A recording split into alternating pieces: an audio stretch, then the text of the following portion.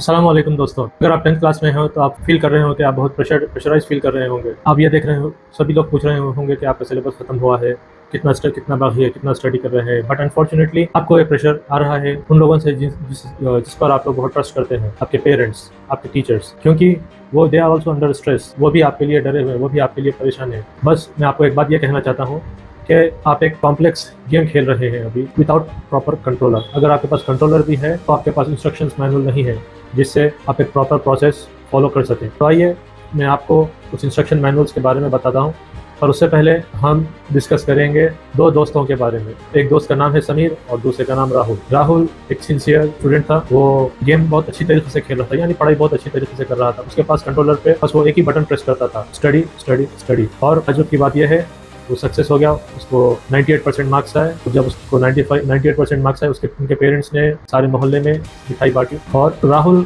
जीत रहा था सिर्फ पेपर्स पर, बट अंदर वो कहीं ना कहीं टूटता हुआ जा रहा था। और साल 16 में जब वो 16 साल का हुआ, इसी स्ट्रेस टेंशन की वजह से उसको अल्सर्स हो गए। वहीं दूसरी जगह समीर, वो भी एक ब्राइट स्टूडेंट था, अच्छा स्टडी करता था, संडेज के दिन क्रिकेट खेलता था, अपने पेरेंट्स मम्मी का हाथ बटाता था घर में, और स्टडी भी करता था। और वो समीर स्कोर किया 82 मार्क्स, जो कि वेरी गुड परसेंटेज है। और जब वो पास हुआ, ना मिठाई बटी, ना ज़्यादा सेलिब्रेशन हुए, बट समीर वॉज हैप्पी। अगर हम आज से 15 साल के बाद देखेंगे इन दो दोस्तों की लाइफ पर, राहुल एक अच्छा सिंसियर एम्प्लॉय था जो कि 24 घंटे में से 14 आवर्स वर्क कर रहा था। But again he was stressed, he was working in the job but he didn't want to. On the other hand, Samir has started up his own company. He was a successful entrepreneur. He was having employees and he was living a good life. He was wealthy. Wealthy doesn't mean only about money.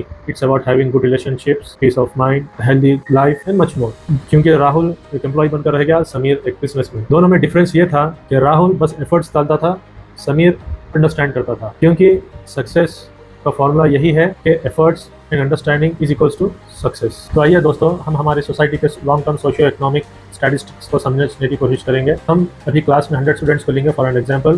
Then fast forward to 25 years, हम ये देखने में मिलता यह है कि एक student wealthy बनेगा, 4 स्टूडेंट्स फाइनेंशियली इंडिपेंडेंट रहेंगे, 5 स्टूडेंट्स मजबूरी में काम कर रहे हैं कहीं, क्योंकि उनको काम करना पड़ेगा, 36 स्टूडेंट जिंदा नहीं रहेंगे, और 54 स्टूडेंट्स ब्रोक रहेंगे या किसी के ऊपर डिपेंडेंट रहेंगे। तो बच्चों, जब भी आप सुनेंगे आपके पेरेंट्स या टीचर्स जब भी आपको गुस्सा करेंगे, तो समझ जाओ वो आपके दुश्मन नहीं है। वो इस बात से डरते हैं कहीं आपको 54 लोग में आपकी ज़िंदगी ना आ जाए, कहीं आप ब्रोक ना हो जाए, कहीं आपकी लाइफ किसी के ऊपर डिपेंडेंट ना रह जाए। तो इसी चीज़ को समझने के लिए हमें 7 बेसिक फंडामेंटल्स को समझना पड़ेगा। तो आइए दोस्तों, हम देखते हैं इन 7 फंडामेंटल्स पर टू इम्प्रूव योर लाइफ। पहला है पीस ऑफ माइंड, ज़हनी सुकून। जब भी आप देखेंगे कि अगर आपके पेरेंट्स आपको गुस्सा कर रहे हैं या टीचर्स आपको गुस्सा कर रहे हैं, समझ लीजिए कि ये उनका डर है जो आपके ऊपर निकल रहा है। तो समझ जाइए, तो उनके डर को समझिए, और जब आप प्रेशराइज फील करेंगे तो उसे नज़रअंदाज कीजिए, नहीं हमारे पेरेंट्स डरे हुए हैं। तो इससे क्या होगा कि आपके जो नेगेटिव थॉट्स आने वाले हैं माइंड में, आपके माइंड में नहीं आएंगे, और you will be able to focus on the studies. ये है peace of mind. Health and good habits. आप 15 ईयर्स के हैं, और जैसे मैं कहता हूँ, आप एक फरारी कार की तरह है। फरारी कार गैसोलीन पर नहीं चलेगी, ना एम्प्टी टैंक पर चलेगी।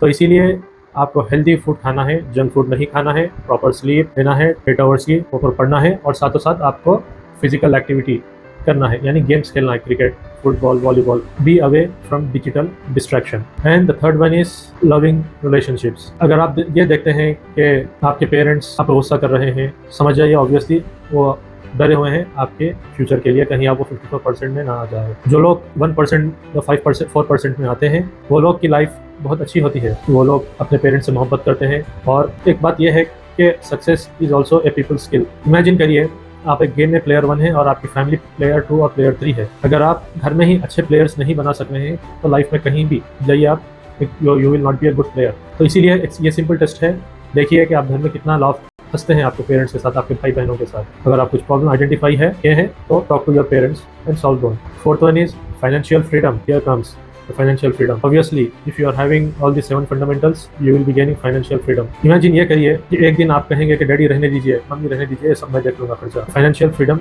ये वर्क करता है। फिफ्थ वन है वर्दी गोल्स एंड आइडियल्स। देखिए, जानवर दुनिया में आता है बस सर्वाइव होने के लिए, और इंसान आता है सक्सेस इंस्टिंक्ट्स लेकर। तो आप अपने गोल्स ऐसे बनाइए कि जो कि आपको सुबह में उठने पर मजबूर कर देंगे। आपके पेरेंट्स के गोल्स नहीं, आप अपने खुद के गोल्स बनाइए। और sixth one is self knowledge. Instagram, Facebook या यूट्यूब के फेक ट्रेंड्स या फेक फोटोज लेकर डालना वेस्ट है। हर किसी को एक दूसरे की हकीकत मालूम है। तो आप अपने आप को पहचानीजिए, आप अपना जो कैरेक्टर है उसे पहचानिए, आईने के सामने ठहरिए और अपने आप की आंखों में देखते रहिए आप।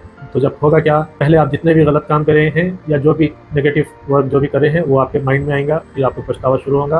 Then later you will be able to recognise your abilities. अब आपके बारे में आपके पॉजिटिविटी अपने आप के आते रहेंगी। The last one is personal fulfilment. ये फाइनल बॉस है हमारे 7 फंडामेंटल्स का, क्योंकि यहाँ पर आपको फीलिंग आएगी कि आप दुनिया में जिस चीज़ के लिए आए हैं आप उसकी तरफ बढ़ते जा रहे हैं। तो ये है पर्सनल फुलफिलमेंट। बट बच्चों और दोस्तों, एक चीज़ याद रखो, understanding and efforts brings you best results. बहुत बच्चे मार्क्स और स्किल्स को एक दूसरे का दुश्मन समझते हैं, बट ऐसा नहीं है। हमें दोनों में से किसी एक को चूज़ नहीं करना है, हमको दो भी करना है। क्योंकि हम लेट्स इमेजिन अपनी लाइफ एक इंटरनेशनल ट्रिप है और इंटरनेशनल ट्रिप पे जाने के लिए वीज़ा की ज़रूरत होती है और वहाँ सर्वाइव करने के लिए करेंसी की ज़रूरत होती है। हमारे मार्क्स एक वीज़ा की तरह है, जहाँ पर